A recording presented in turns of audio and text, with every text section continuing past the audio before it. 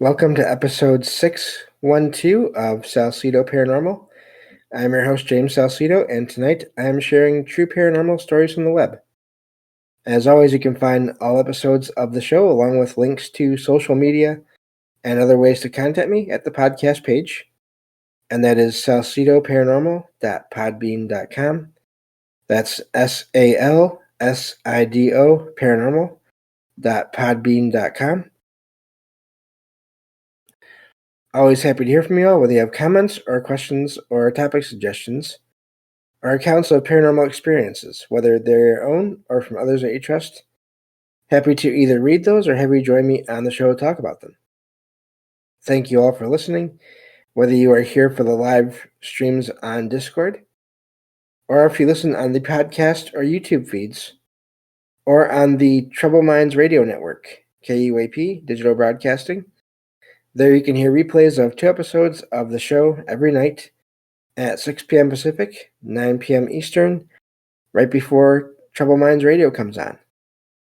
And as always, I want to thank Michael Strange, host of Trouble Minds Radio, for having me on this network and putting all my shows up there.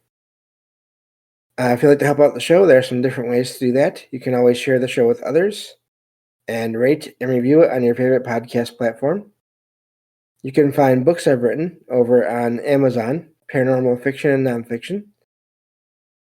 You can also find 2 extra true paranormal stories from the web shows per week over on Patreon by signing up for any of the paid membership tier levels there. And also you can make one-time donations through PayPal. And support is never expected, but always appreciated, as there are expenses in making these shows, from equipment to research materials to travel expenses in some cases. I think that takes care of all of that. Again, thank you all for listening in whenever you're able and being here when you're able. And for the live recordings, definitely recommend anyone who listens, if you would like to be here and meet others interested in these topics and talk with them in the text chat during the live recordings, please check out the Discord, because that is where that's where I do these recordings. That's where I record the shows. And it's just the easiest way for me to do it. So yeah, that's definitely recommend that for everyone. If you'd like to be sort of more involved and all that. So of course it is late at night, so I understand that people can't do that. But anyway, getting on to the material here. Let me see. Okay, this one says, this happened about 20 years ago. My brother and I shared a bunk bed as children. I slept on the bottom bed, as I was of a slightly heavier build than my brother, who slept on the top bed. Our bed had a window at the foot with a streetlight across the road, providing constant illumination through the curtains. We slept with our heads away from the window. I woke up feeling someone was watching me. I saw a shadow person, in quotation marks there, at the foot of the bed. The figure was clearly outlined against the lit curtain. It wore a baseball or a trucker-shaped hat. So like it says there. The figure was holding what looked like a long firefighter's or woodcutter's axe with both hands. I froze in fear for a minute or two. The figure didn't move during this time. After 1 or 2 minutes, it spoke in a deep, gruff voice. It said, "One day," and then trailed off. I hid under the covers. After another minute, my brother asked if I had seen it too. When I looked again, the figure was gone. Both of us eventually went back to sleep. We both remember the incident clearly 20 years later. The figure never appeared again. Various family members have occupied the room since, but nothing strange has ever happened to them there. We have considered various explanations, like a demon or evil entity or spirit, a home intruder, or even a Grim Reaper type entity, due to what it said. Has anyone else had similar experiences? What do you all think about this? I've shared this experience on other platforms over the years, but have often received skeptical responses and have even been accused of lying. And that's where that one ends. That's unfortunate when that happens, but you do hear about that.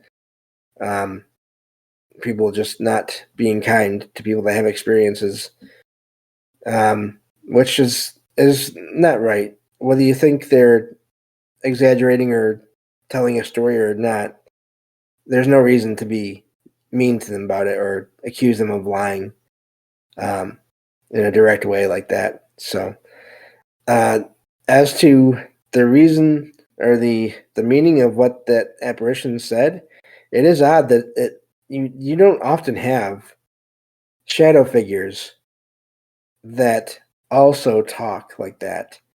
At least not all the time. And the appearance in general with the sort of the somewhat modern style hat is also different. And then again, I do wonder. I can understand why the writer might go towards the idea of some kind of a Grim Reaper entity with the words that it said, which were one day. But also, who knows? That could mean. I mean, one day, any number of things can and will happen. So I don't know, but it is odd that that was what was said. I don't know. That's just it starts with a sort of a typical idea of a shadow, a solid shadow being seen, but then everything about it is slightly different than sort of the usual patterns that you hear about. And so yeah, I don't know what was going on there. At least the two brothers were there. They both saw the same thing, heard the same thing. I'm guessing that's quite the experience, and I do wonder. It does seem like they were there for whatever reason, just that one time. Again, the writer said other people in the family stayed in that room. No one else ever had any weird experiences. So, was that entity, apparition, spirit, whatever, there for one or both of them? Hard to say, but that seems possible. But as to why they were there, what they were there to do, I don't know. But it really is just an amazing account there of an experience that is, like I said, it starts off with something fairly common, but it keeps the details just are different than usual. So, moving on to the next one here. Let's see. This one says, I have worked at my current job for a couple of years, with a 1-year break for maternity leave. The location is a shop with an upstairs office overlooking the shop floor, the tills, and stock area. The building is on an estate that used to be an old cattle market until the late 1990s. Since working there, I have seen a shadow that doesn't make any sense. This shadow was a dark figure that appeared to be 3D, three-dimensional. It has often been seen peeking out from the corner of the upstairs office window. It usually appears in my peripheral vision and disappears when I look at it directly. At first, I saw the figure that way, but recently I saw it standing at the top of the stairs in the doorway. I then heard a whisper saying, "Hey," near the tills when I was alone. I lost my spot. Okay, I found it. These incidents increased after I came back from maternity leave. A new manager started during my absence. They have seen a similar figure while opening the shop alone in the mornings. They also noticed that it would disappear when looked at directly. Most recently, he saw the figure appear to dodge his gaze when he was on a ladder. We have both seen the figure independently. We discovered our shared experiences through conversation. We had no prior communication about this between us. No one else has mentioned seeing this figure. Although at first I thought it could have been a trick of the light, I don't think so now that I know that someone else has seen the shadow figure. And that's where that one ends. I do like, in a way, that there are two people that had these experiences separately when the other was not around, and then confirm them after the fact, especially since they didn't know each other. Sounds like the writer there went away again for maternity leave, and this new manager started during that time, so they didn't even meet until after she got back. And this person, this other guy, this guy, was seeing this figure as well, and then they found out about it after she came back. So, I wonder if they are just more sensitive than others, or if this figure is just more receptive to them for whatever reason. Does sound like there are other employees that work at that same place. I wonder how many others, though, because of stigma or whatever, just not being interested or even being sort of more afraid of anything unusual. I wonder if there's anyone else in that place that does or did see the shadow and just doesn't want to talk about it with anyone, and maybe doesn't even think that anyone else could have seen it. And so, meanwhile, there's two people there that have.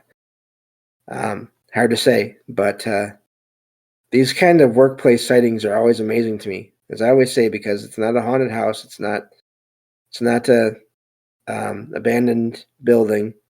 It's someplace that's active, that is not being used. Is not supposed to have that sort of frightening or eerie appearance to it. It's supposed to be just a business. So, moving on to the next one here. This one says, I am a 26-year-old male. My girlfriend, also 26 years old, and I recently moved into a new 2-story house with a nice backyard. Our previous home had mold issues, which is why we had to move out. That's a good reason. Our bedroom is downstairs, with a view of the bathroom across from it and the hallway off to the side. This incident happened the other night. I fell asleep around midnight after using my phone. My girlfriend had fallen asleep half an hour earlier. Ocean sounds were playing quietly from my girlfriend's phone.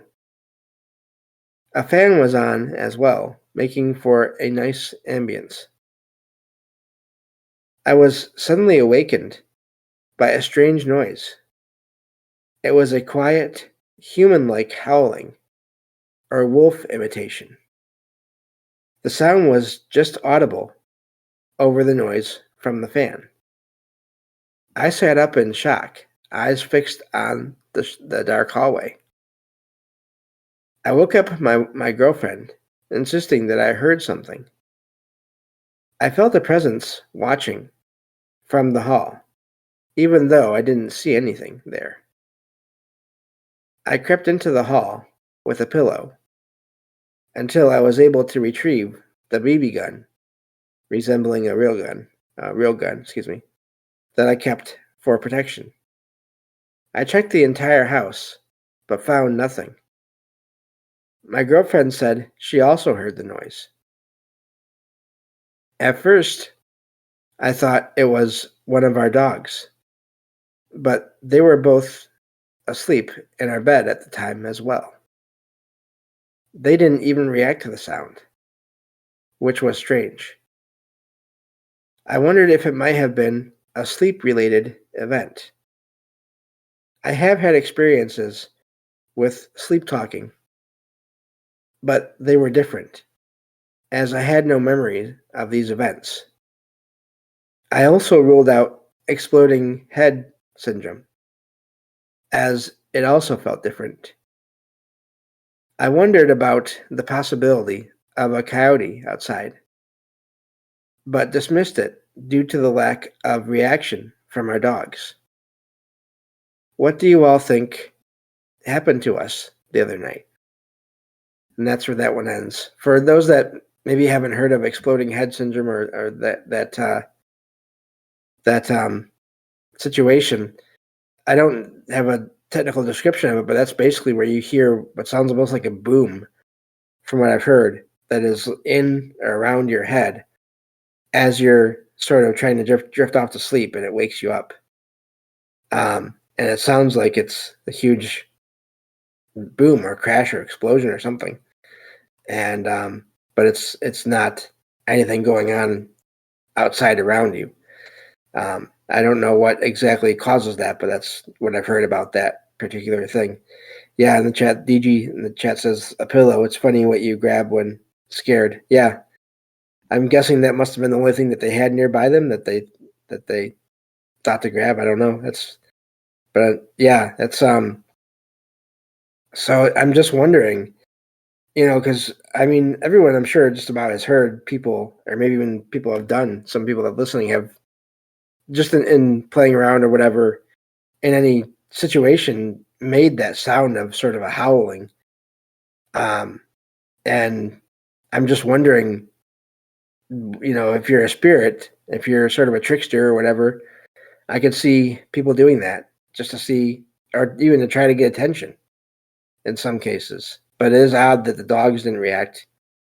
I mean, but if they were asleep, I'm guessing it would, I don't know. I feel like even if there was some kind of presence there, unless it did something, I would think the dogs would any animals would stay asleep usually, but then I don't know for sure. But it does sound like at least the writer's girlfriend also heard something, and they got that sense of being watched. So it does seem like there was some entity there that was making sounds. And our ghost dog. Yeah, not a threat, right? Yeah, because I mean, dogs can. I mean, when they're certain animal sounds can sound almost like a human could be making them. There's it's weird, but I've heard people imitating dogs howling before, and it sounds a lot like a dog. And I've heard dogs howling, and they have the tone, the right volume or the right pitch that it could be a person that could imitate that. So yeah, I don't know, but that's a neat one there. Could have just been some ghost dog possibly passing through, maybe even trying to get the attention of the dogs that were in bed, and then it failed, and then it left. So I don't know, but that's a neat one there. Glad that nothing else happened. I'm hoping that that was just a one-time event. And but yeah, that's a wild one there. Going on to the next one here. Try to get at least one more in before we end the show here for the night. Excuse me. Let me see here. Gotta scroll down a little bit. Okay. This one says, I was about 12 years old when this happened. Due to fear of sleeping alone, I slept in my parents' room. This happened after a couple of hours of sleep. I woke up to an extremely bright green light. The light lit up the whole room. My parents remained asleep throughout the event, which confused me. The light was similar to what comes from a green gun scope, in that it was slightly pixelated. It shone through the master bedroom windows. It panned over to where I was sleeping. It then shined through one window, then two, then all the windows. The light even penetrated through the brown curtains on the windows. I blocked the light with my hand when it shifted to my side of the room. This lasted for what felt like 1 to 2 minutes to me. Okay, I thought I lost my spot, but I'm good. The light stopped abruptly at that point. I rarely mention this story to anyone due to how insane it sounds. I could see ahead to the master bathroom, which also had a window. Was the light scanning the room? And that's where that one ends. That's a good question. I don't know with that. That is an odd situation there. I mean, you do hear about lights that do appear to give that sense to people that they're being scanned, or at least watched or looked at by using the light there.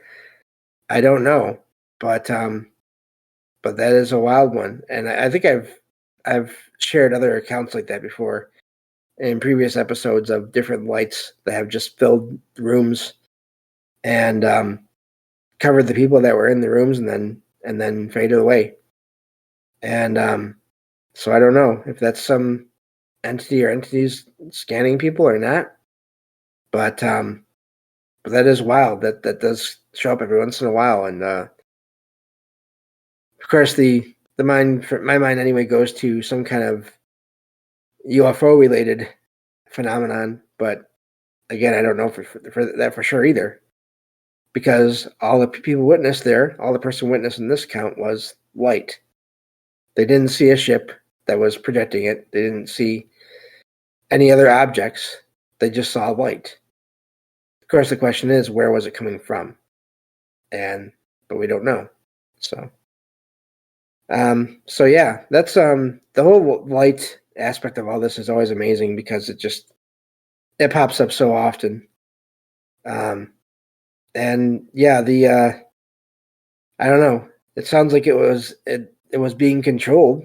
It could be as big or smaller as what needed to be for whatever it was doing. And so the idea of it being some kind of a scan seems like a possibility. Then the question is why and who would be doing that. So, but yeah, that's all the time we have for this episode.